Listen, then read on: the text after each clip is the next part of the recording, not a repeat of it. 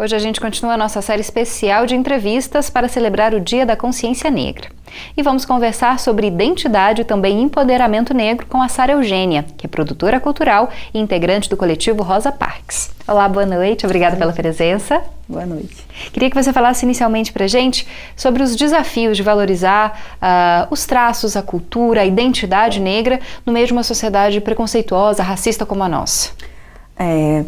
É bem difícil, né, fazer essa valorização, mas ela é muito importante. O Brasil, ele é um país racista ainda, né, tem muita coisa que a gente precisa fazer para vencer isso. E assim, desde a época da escravidão que a gente tem essa ideia de que toda a cultura, a religião e os traços físicos negros são inferiores. E isso foi importante para justificar a escravidão e fazer com que ela acontecesse. Mas acontece que desde então a gente tem tido essa ideia reforçada no povo negro. Então acho que o grande desafio é desestruturar essa ideia, né? É fazer com que a gente entenda que não existe nada de inferior a respeito da cultura, da religião ou das características físicas dos negros, né? Esse desafio ele pode ser superado de várias formas, né? Então várias frentes podem ser adotadas.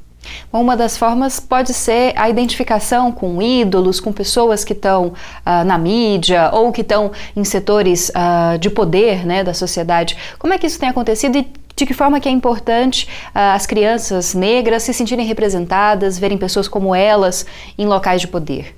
Isso é muito importante, né? É o que a gente fala de representatividade. Quando você tem contato com essa representatividade, seja em bonecas, seja em pessoas importantes, seja na televisão, principalmente, porque todo mundo tem acesso a isso, isso faz com que a gente pare de ver as características negras como inferiores, né? Uma das formas, por exemplo, que eu estudo é a questão estética do cabelo cacheado, por exemplo, né? Porque a gente passa a vida inteira sendo ensinada de que as características físicas negras são inferiores, porque a gente também não tem representatividade. Agora isso tem mudado, né? Ainda bem, a gente está tendo mais representatividade, principalmente na televisão, na indústria cosmética e na propaganda. Então isso tem ajudado as crianças a crescerem com autoestima melhor, o que influencia a formação da identidade delas de uma maneira menos distorcida. Já que você falou sobre a questão capilar, né?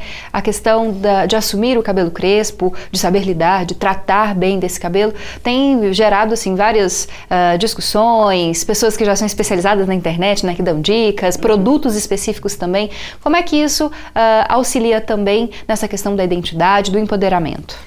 Olha, isso aconteceu comigo, né, porque eu passei pelo processo de transição capilar, deixei de alisar o cabelo e assumi o meu cabelo cacheado, e isso é muito importante porque quando você associa a sua característica física, por exemplo, o cabelo, a uma coisa negativa, então assim, a gente acha que é uma questão puramente estética, mas tem mais coisas envolvidas nisso, um complexo de inferioridade, uma noção de negatividade a respeito do cabelo, então assim, a partir do momento que você começa a ver isso com outros olhos, né? Você tem representatividade, você tem pessoas falando sobre isso, produtos específicos para o seu cabelo, você começa a ter mais autoestima e isso influencia a sua identificação, né, positiva a respeito da sua raça, a respeito do seu povo, da sua ancestralidade.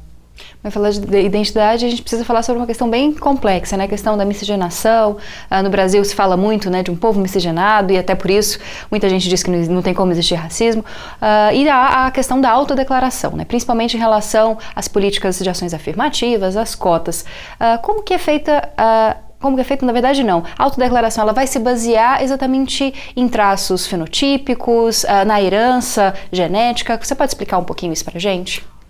Isso é muito complicado, né? Porque assim, do ponto de vista genético, isso é extremamente complicado, principalmente no Brasil, porque nós somos, como você disse, né? Nós somos um povo miscigenado. Então, se você for fazer o mapeamento genético de uma pessoa, ela pode ter marcadores africanos, aliás, de vários países e lugares do mundo. Então, isso é mais uma questão política e ideológica, essa definição da identidade negra. E assim, o processo de formação identitário, ele é feito com a troca com o outro, com o diálogo, com o conflito. Então é uma coisa muito mais que vem de dentro para fora do que de fora para dentro, né?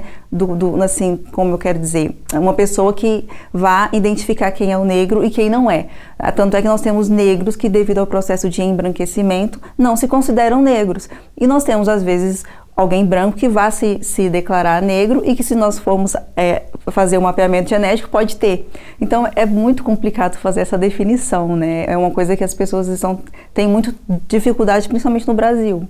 E tem muita gente que nos últimos anos tem se identificado como negra que antes não se identificava, né? Sim, eu sou uma dessas pessoas. Antes de fazer a transição e deixar de alisar o meu cabelo, eu não me identificava como negra e passei a ter essa percepção depois da transição capilar, que foi o que originou a minha pesquisa sobre isso, né? Tá certo. Queria agradecer muito a sua presença. Obrigada pelos esclarecimentos, pela pesquisa também. Obrigada.